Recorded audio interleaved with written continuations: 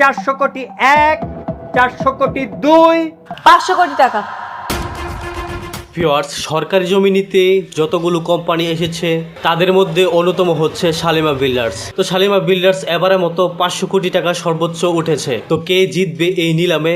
অন্যদিকে ভিউয়ার্স, বৃষ্টি এবার তলে তলে মাস্টার মাইন্ড প্ল্যান সাজাচ্ছে সাব্বিরের মাধ্যমে। তো সাব্বির তো সেই শুরু থেকেই বৃষ্টির কাছাকাছি থাকার জন্য তাদের অফিসে চাকরি করেছে, আর বৃষ্টির কথাতেই এবার মাস্টার মাইন্ড প্ল্যান সাজিয়েছে সাব্বির। তো সাব্বির মূলত কাউকে না জানিয়ে বৃষ্টির কথাতেই এই কোম্পানি ছেড়ে দিয়েছে। তার বন্ধু যে রয়েছে অনিক, তার কথাও একবার ভাবেনি। তো বৃষ্টি যখন থেকে বুঝতে পারছে অনেক ধীরে ধীরে বৃষ্টির কাছ থেকে মেঘলার কাছে চলে যাচ্ছে, তখন কোনো কিছুতেই শান্তি পাচ্ছে না বৃষ্টি। তাই এবার তার ভালোবাসার সুযোগকে কাজে লাগিয়ে সাব্বিরের মাধ্যমে নতুন করে মাস্টারমাইন্ড প্ল্যান সাজিয়ে অনিক এবং মেঘলার মধ্যে দূরত্ব সৃষ্টি করার ট্রাই করছে। অন্যদিকে ভিউয়ার্স, বর চরিত্রের রাতুল, যে কিনা শুরু থেকেই তাদের পিছনে লেগে আছে, আর তাকে মূলত জেলে পাঠানো হয়েছে শালিমা বিল্ডার্সের মতো এত বড় কোম্পানির সাথে প্রতারণা করার জন্য। তো একদিন যেতে না যেতে জামিনের মাধ্যমে অনিক রাতুল ছাড়া পেয়ে গেছে এবং সবাইকে হুমকি দিয়ে বলেছে যে তাদেরকে ভালো থাকতে দিবে না। তো ভিউয়ার্স, আপনাদের কাছে কি মনে হচ্ছে 100 একর সরকারি জমি কে জিতবে